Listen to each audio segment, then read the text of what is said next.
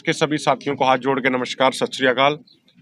हम सब सारे प्रेस वाले साथियों के सदैव ऋणी रहेंगे जो आप हमारी आवाज़ को देश और दुनिया के कोने कोने तक पहुंचा रहे हैं और लोकतंत्र के चौथे स्तंभ होने की अपनी जिम्मेदारी निभा रहे हैं। मैं परिचय करा दूं पहले आपको, उसके बाद डॉक्टर साहब शुरू करेंगे। मेरे सबसे दाईं तरफ बैठे हैं आदरणीय सुखजीत सिंह हरदो झंडे जी। उनके बाद डॉक्टर साहब बैठे हैं हमारे जो 5 रिवर्स एसोसिएशन की टीम है उनसे। सुखजिंदर सिंह खोसा जी बैठे हैं, लखविंदर सिंह औलख जी बैठे हैं, सुरजीत सिंह फूल जी बैठे हैं। मैं निवेदन करूंगा डॉक्टर साहब से आज उनके स्वास्थ्य के बारे में डॉक्टर साहब बात रखें। डॉक्टर साहब। Thank you. सत श्री अकाल जी। तेज बोलिए। मैं 5 रिवर्स हार्ट एसोसिएशन की तरफ से डॉक्टर हरनूर सिंह। ऐसी सिचुएशन हमने आज तक कभी डील नहीं की जहाँ पे एक इंसान इतनी देर तक एक भूख हड़ताल पे हो, प्रोलॉन्ग स्टारवेशन जिसे हम कह देते हैं। हमने हिस्ट्री में जरूर देखा है, महात्मा गांधी जी हो गए, शहीद आजम भगत सिंह, उन्होंने जरूर किए हैं। बट दल्लेवाल जी को आज 26 दिन हो गए हैं और उसका हम पूरी ध्यान से मॉनिटर कर रहे हैं, हर चीज़ को देख के। हमारी एक बैक एंड पे टीम काम कर रही है जिसमें USA cardiologist, cancer specialist, internal medicine के डॉक्टर दिन रात उनकी रिपोर्ट्स को मॉनिटर कर रहे हैं।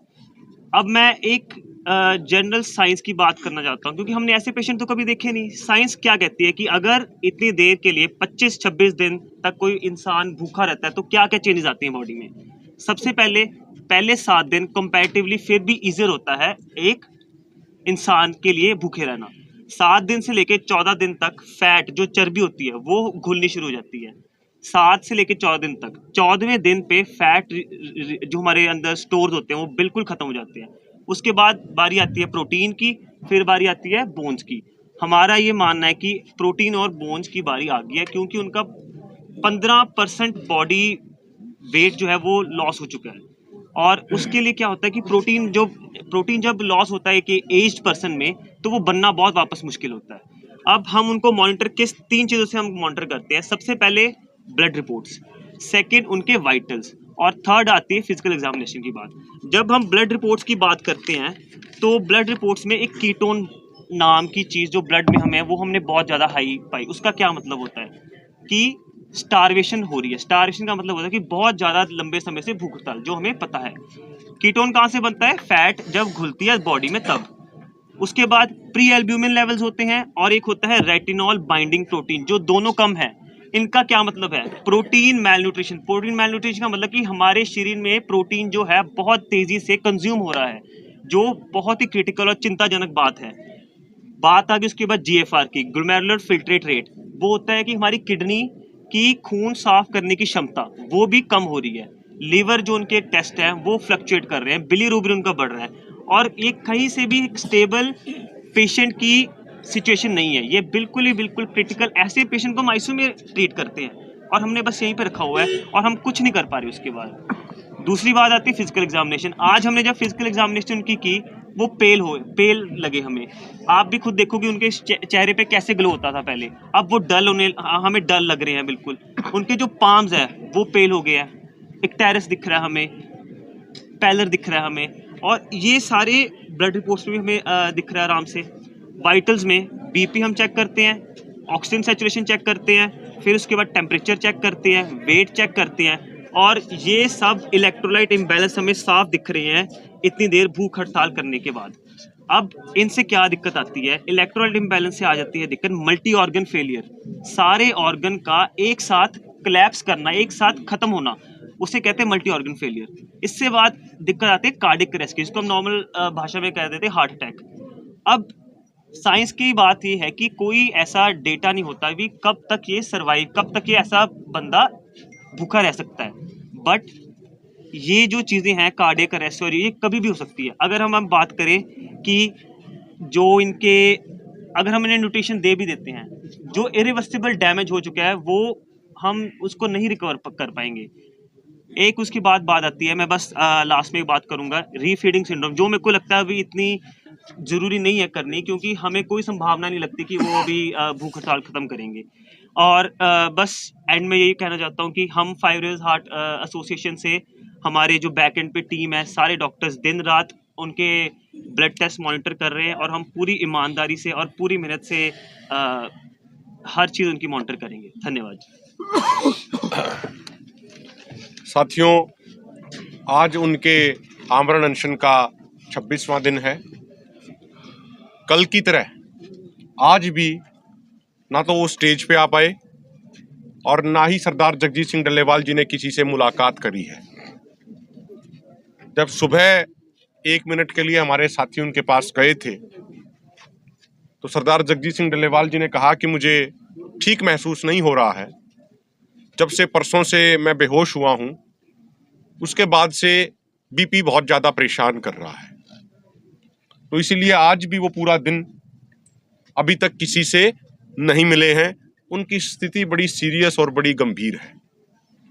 और हम ये भी कहना चाह रहे हैं, अभी उन्होंने एक संदेश भिजवाया है, ये उनका संदेश है कि जिस तरीके से हमें सूचनाएं मिल रही हैं, जानकारियां मिल रही हैं आसपास के गांव से, चाहे हरियाणा के गांव हो, पंजाब के गांव हो, वहां से बड़ी संख्या में जो किसान आ रहे हैं, खासकर रात के समय जो नौजवान पहरा देने के लिए आते हैं, सरदार जगजीत सिंह डल्लेवाल जी की सुरक्षा करने के लिए आते हैं, उन गाँव से हमें ये भी सूचनाएं लगातार मिल रही हैं कि वहाँ के सरकारी स्कूलों में, अन्य बिल्डिंगों में लगातार फोर्सेज को बढ़ाया जा रहा है। जो ये मेन हाईवे है आगे नरवाना तक जो जाता है, यहाँ भी एक साइड का रोड कभी ब्लॉक कर दिया जाता है, कभी उसको खोल देते हैं। और बड़ी संख्या में, चाहे नेपेवाड़ा गांव हो या और सारे जो ये गांव हैं, यहाँ पे बड़ी संख्या में फोर्सेस की डिप्लॉयमेंट करी जा रही है। इसी तरीके से पंजाब से भी फोर्सेस की मूवमेंट की जा रही है। और हमें ये भी आज सूचनाएं मिली हैं कि पंजाब और हरियाणा में जो हेडक्वार्टर्स में जो एक रिजर्व फोर्स डिप्लॉय होती है, उसको भी यहाँ पे खनौरी बॉर्डर की तरफ भेजा जा रहा है।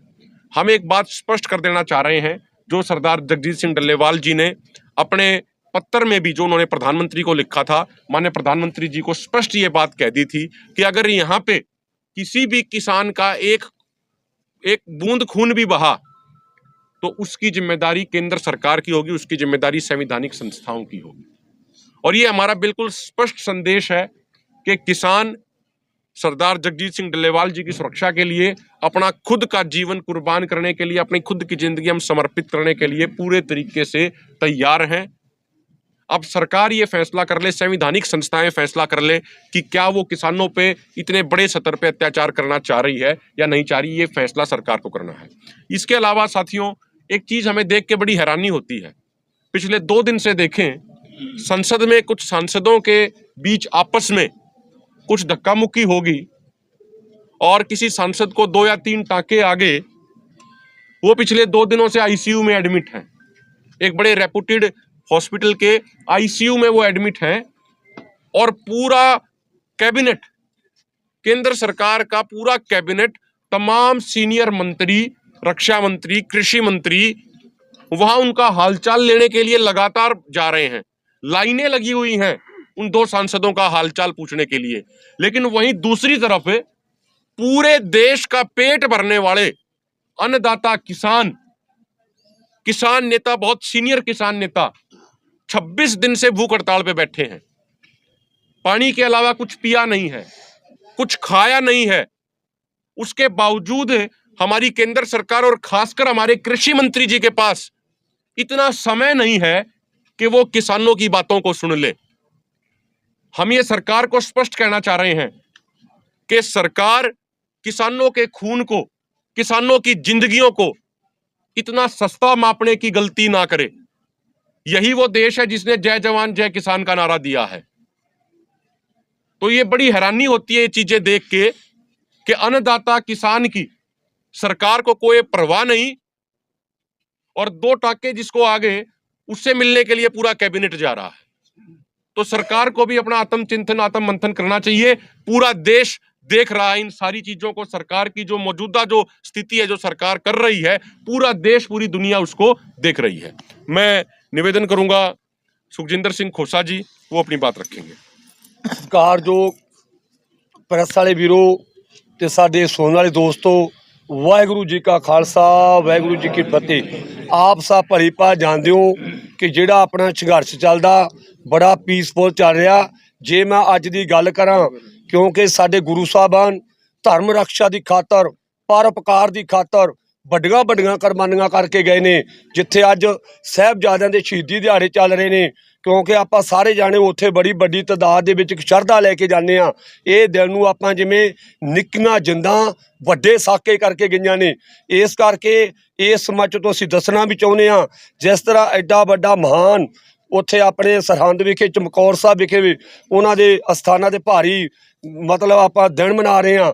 ਇਸੇ ਤਰ੍ਹਾਂ ਹੀ ਜਿਹੜਾ ਅੱਜ ਇੱਥੇ ਸੰਘਰਸ਼ ਆ, ਆਪਾਂ ਨੂੰ ਵੀ ਉਹਨਾਂ ਦੀ ਸੋਚ ਲੈ ਕੇ ਚੱਲਣਾ ਚਾਹੀਦਾ ਵੀ ਅਸੀਂ ਵੀ ਇੱਕ ਜਿਹੜੀ ਇਹ ਲੜਾਈ ਲੜ ਰਹੇ ਆ, ਸਾਡੇ ਦੱਸੇ ਹੋਏ ਗੁਰੂ ਸਾਹਿਬਾਨਾਂ ਦੇ ਸਿਧਾਂਤਾਂ ਤੇ ਲੜ ਰਹੇ ਆ।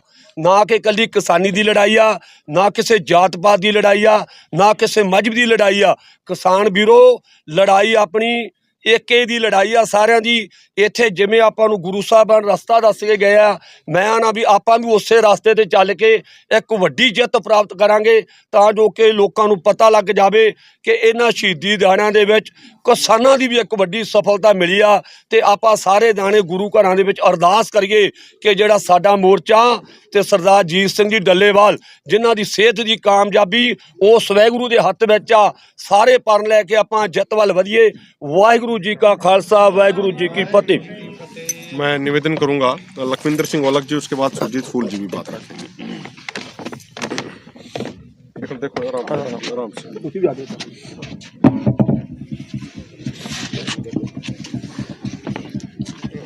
चलो जी।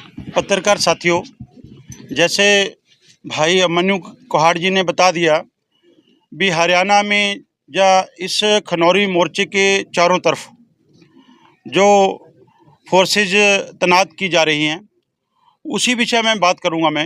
हमारे दो पत्रकार साथी, मैं नाम भी ले दूंगा, हमारा भाई विक्की और कमल, ये दोनों खड़क जो गांव है, खड़क पांडवा बोलते हैं, खड़क गांव है, यहाँ से कलायत उपमंडल में पड़ता है, कैथल ज़िले का 10 किलोमीटर दूर है।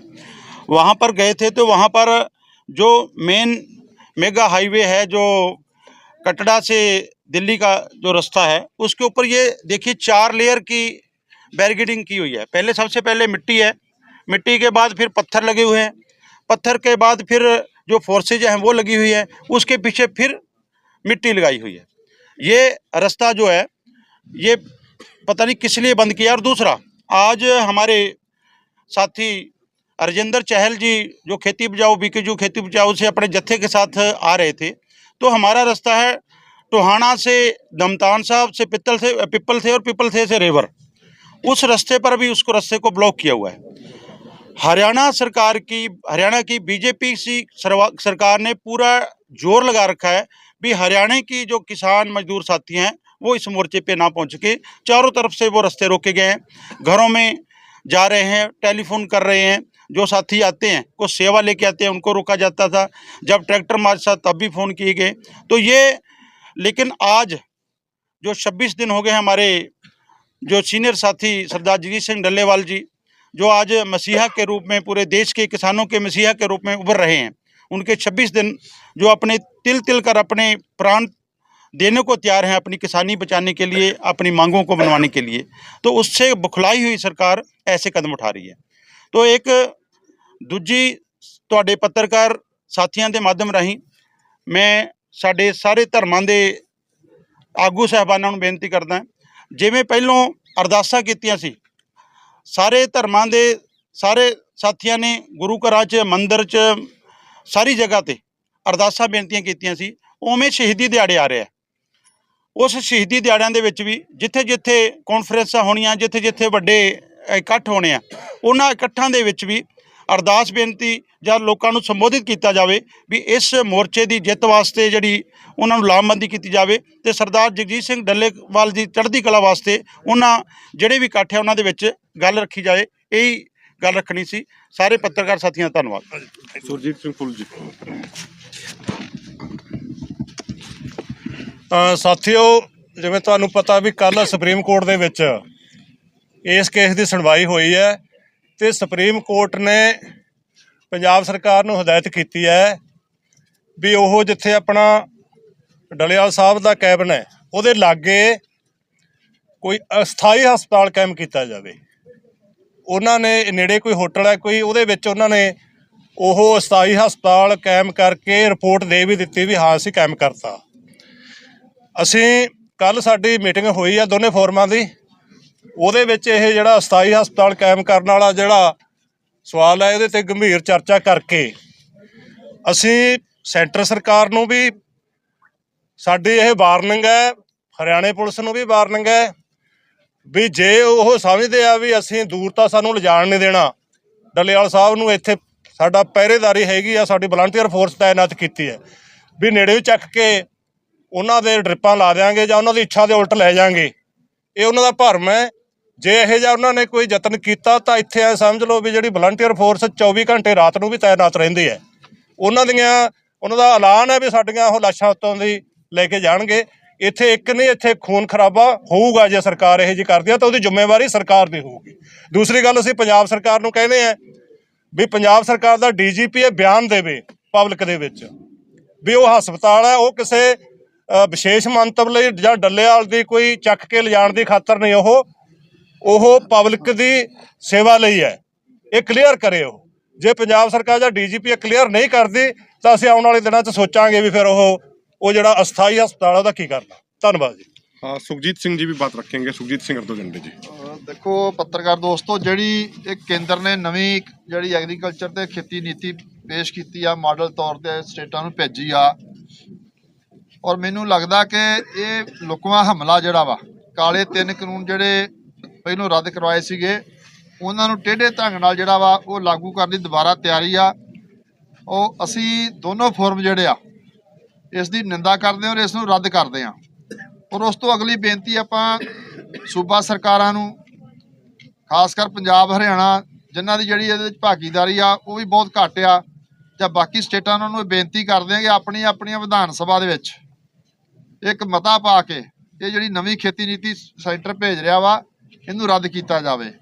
ਔਰ ਜਿਹੜੀਆਂ ਪਿੱਛੇ APMC ਐਕਟ ਦੇ ਜਿਹੜੀਆਂ ਸੋਧਾਂ ਕੀਤੀਆਂ ਗਈਆਂ ਨੇ ਉਹਨਾਂ ਨੂੰ ਰੱਦ ਕੀਤਾ ਜਾਵੇ। ਔਰ ਪੰਜਾਬ ਸਰਕਾਰ ਕੋਲੋਂ ਸਾਡੀ ਇੱਕ ਹੋਰ ਮੰਗ ਆ, ਜਾਂ ਹੋਰ ਸੂਬੇ ਜਿਹੜੇ ਕਰਨਾ ਚਾਹੁੰਦੇ ਆ, ਕਿ ਜਿਹੜੀਆਂ ਸਾਡੀਆਂ ਮੰਗਾਂ ਨੇ ਉਹ ਵਿਧਾਨ ਸਭਾ ਦਾ ਸਪੈਸ਼ਲ ਸੈਸ਼ਨ ਬੁਲਾ ਕੇ ਇਹ ਤਿੰਨੇ ਚੀਜ਼ਾਂ ਉਹਨੇ ਕੀਤੀਆਂ, ਜਿਹੜਾ ਮੰਗਾਂ ਦੇ ਸਮਰਥਨ ਦਾ ਜਿਹੜਾ ਬਿੱਲ ਜਿਹੜਾ ਵਾ ਉਹ ਪਾਸ ਕਰਕੇ ਕੇਂਦਰ ਸਰਕਾਰ ਨੂੰ ਭੇਜਿਆ ਜਾਵੇ। ਕਿਉਂਕਿ ਸਾਨੂੰ ਲੱਗਦਾ ਕਿ ਜਿਹੜਾ ਭਗਵੰਤ ਮਾਨ ਜੀ ਆ ਉਹ ਹਰ ਵਾਰ ਕਹਿੰਦੇ ਕਿ ਮੈਂ ਕਿਸਾਨਾਂ ਦਾ ਨਾਲ ਆ, ਕਿਸਾਨਾਂ ਦਾ ਮੁੱਖ ਮੰਤਰੀ ਆ ਔਰ ਮੈਂ ਕਿਸਾਨਾਂ ਦਾ ਵਕੀਲ ਆ।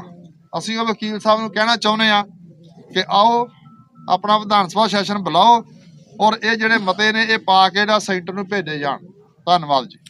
किसी का कोई सवाल है तो आप सवाल पूछ सकते हैं। ਹੈਲੀਕਾਪਟਰ ਦਾ ਜ਼ਿਕਰ ਹੋ ਰਿਹਾ ਸੀ, ਕਹਿੰਦੇ ਹੈਲੀਕਾਪਟਰ ਰਾਹੀਂ ਜਗਜੀਤ ਸਿੰਘ ਡੱਲੇਵਾਲ ਹੋਰਾਂ ਨੂੰ ਚੱਕ ਸਕਦੇ ਨੇ, ਤੁਹਾਡੇ ਸਟੇਜ ਤੇ ਜ਼ਿਕਰ ਹੋ ਰਿਹਾ ਸੀ, ਉਸ ਨੂੰ ਲੈ ਕੇ ਕੋਈ ਇਨਪੁਟ ਆਇਆ, ਤੁਹਾਡੇ ਕੋਲ ਇਨਫੋਰਮੇਸ਼ਨ ਆਈ? देखिए, सूचनाएं इस तरीके की मिल रही हैं कि मोर्चों के आसपास हेलीपैड बनाए जा रहे हैं। तो हेलीपैड अक्सर तभी बनते चाहे तो कोई VVIP मूवमेंट हो या फिर कोई इस तरीके का काम उनको करना हो। सरकार को एक चीज़ तो बिल्कुल क्लियर है सरकार के पास कि भाई बाई रोड उनको सरदार जगजीत सिंह डल्लेवाल जी को ये लेके नहीं जा सकते, क्योंकि लोगों में इतना गुस्सा, इतनी नाराजगी है। तो जिस तरीके से आसपास कुछ तैयारियां करी जा रही हैं उसे हो सकता है कि सरकार ऐसा करने का प्रयास कर सकती है। ਕੇਂਦਰ ਸਰਕਾਰ ਵੱਲੋਂ ਲਗਾਤਾਰ ਇਲਜ਼ਾਮ ਲਗਾਏ ਜਾਂਦੇ ਨੇ ਵੀ ਜਿਹੜੇ ਇਹ ਰੋਡ ਨੇ ਉਹ ਕਿਸਾਨਾਂ ਵੱਲੋਂ ਬੰਦ ਕੀਤੇ ਜਾਂਦੇ ਨੇ, ਪਰ ਜਿਹੜਾ ਇੱਥੇ ਜੰਮੂ ਕਟੜਾ ਨਜ਼ਦੀਕ ਰੋਡ ਹੈ ਉਹ ਕੇਂਦਰ ਸਰਕਾਰ ਵੱਲੋਂ ਜਾਂ ਹਰਿਆਣਾ ਗਵਰਨਮੈਂਟ ਵੱਲੋਂ ਬੰਦ ਕੀਤਾ ਗਿਆ। ਕੀ ਤੁਸੀਂ ਕੋਈ ਇੱਥੋਂ ਬਾਬਤ ਵੱਲੋਂ ਚਿੱਠੀ ਲਿਖ ਕੇ ਸੁਪਰੀਮ ਕੋਰਟ ਨੂੰ ਭੇਜੋਗੇ ਵੀ ਜਿਹੜੇ ਇਹ ਰੋਡ ਨੇ ਕਿਸਾਨ ਨਹੀਂ, ਇਹ ਕੇਂਦਰ ਜਾਂ ਸੂਬਾ ਸਰਕਾਰ ਬੰਦ ਕਰੀ? ਇਹਦੇ ਬਾਰੇ ਤੁਸੀਂ ਕੀ ਕਹਿਣਾ ਚਾਹੁੰਦੇ ਹੋ? देखिए, मुझे लगता है कि हमें ये बताने की जरूरत नहीं है, अब तो पूरा देश ही इस बात को जान चुका है। चाहे यहाँ पे रोड बंद किए हों, चाहे शंभू बॉर्डर पे किए हों, चाहे दिल्ली कटड़ा हो, चाहे अभी लखविंदर जी बता रहे थे साथ वाले जो लिंक रोड हैं वो भी बंद किए जा रहे हों। मुझे लगता है वो तो पूरे देश और दुनिया को ही मालूम चल चुका है कि ये रोड किसने बंद किए हैं। पिछले 10 महीने से ये रोड किसने बंद किए, पिछले आंदोलन के दौरान 13 महीने रोड किसने बंद रखे हैं। अपने देश के किसानों को ही अपने देश की राजधानी में नहीं जाने दिया जा रहा। और हमें ये ध्यान रखना चाहिए कि जहाँ पे हमारी ज़्यादातर संवैधानिक संस्थाओं की बिल्डिंगें बनी हैं, जहाँ पे प्रधानमंत्री जी का निवास है, दिल्ली में वो मालचा गांव की जमीन थी जहाँ पे किसान रहते थे और उनको विस्थापित किया गया है। लेकिन आज बड़े दुख की बात है कि अपने ही किसानों को देश की राजधानी में नहीं जाने दिया जाता। मुझे लगता है तमाम संवैधानिक संस्थाओं को स्वयं इसका संज्ञान लेना चाहिए। एक जो पटियाला के अंदर मीटिंग हुई है SKM की, उसपे सरवन सिंह पंधेर भी पहुंचे थे, उस मीटिंग को लेकर आपका क्या स्टैंड है? देखो ਮੈਂ ਦੱਸਣਾ ਚਲੋ ਤੁਸੀਂ ਦੱਸ ਦਿਓ। ਦੇਖੋ ਜੀ, ਉਹਦੇ ਵਿੱਚ ਕੋਈ ਉਹਨਾਂ ਨੇ ਸਰਵਣ ਸਿੰਘ ਪੰਧੇਰ ਨੇ ਬਾਹਰ ਆ ਕੇ ਵੀ ਪ੍ਰੈਸ ਨੂੰ ਸੰਬੋਧਿਤ ਕੀਤਾ।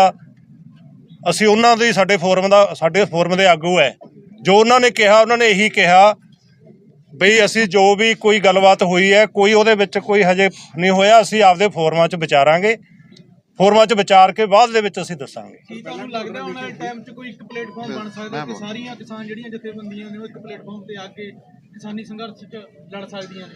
ਦੇਖੋ, ਸੰਭਾਵਨਾਵਾਂ ਨੂੰ ਕਦੀ ਵੀ ਦਰਕਿਨਾਰ ਨਹੀਂ ਕਰਨਾ ਚਾਹੀਦਾ, ਲੇਕਿਨ ਸਾਡਾ ਫੋਰਮ ਜਿਹੜੇ ਆ ਉਹ ਉੱਥੇ ਗਏ ਨੇ, ਸਾਡੇ ਸਾਥੀ ਪਟਿਆਲੇ ਗਏ ਨੇ, ਉਹਨਾਂ ਨੇ ਮੀਟਿੰਗ ਕੀਤੀ ਆ, ਪੀਸੀ ਆਪਾਂ ਵੀ ਸੁਣੀ ਆ, ਲੇਕਿਨ ਜੋ ਪੂਰੀ ਰਿਪੋਰਟ ਆ ਮੀਟਿੰਗ ਦੀ ਉਹ ਆਪਾਂ ਨੂੰ ਉੱਥੇ ਦੇਣਗੇ ਆਣ ਕੇ। ਉਹ ਆ ਰਹੇ ਨੇ ਸਾਡੇ ਕੋਲ। ਉਹ ਨਹੀਂ, ਦੁਬਾਰਾ ਨਹੀਂ, ਸਾਡੀ ਮੀਟਿੰਗ KMM ਨਾਲ ਮੀਟਿੰਗ ਸਾਡੀ ਹੋਊਗੀ, ਕਿਉਂ ਇਹਦੇ ਸਾਥੀ ਪੱਕੇ ਤੌਰ ਤੇ ਇੱਥੇ ਬੈਠੇ ਹੋਏ ਨੇ, ਰੋਜ਼ ਮੀਟਿੰਗ ਹੋਇਆ ਕਰੂਗੀ।